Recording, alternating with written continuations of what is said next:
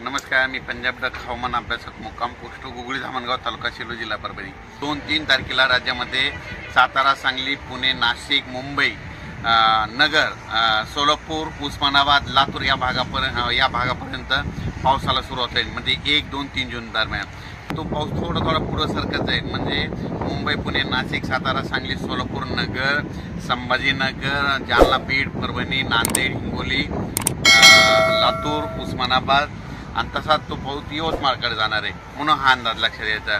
त्याच्यानंतर 5, 6, 7 जूनच्या दरम्यानमध्ये तो पाऊस परत आणखीन पुढं म्हणजे सातारा, सांगली, सोलापूर, पुणे, नाशिक, मुंबई, तसेच नगर,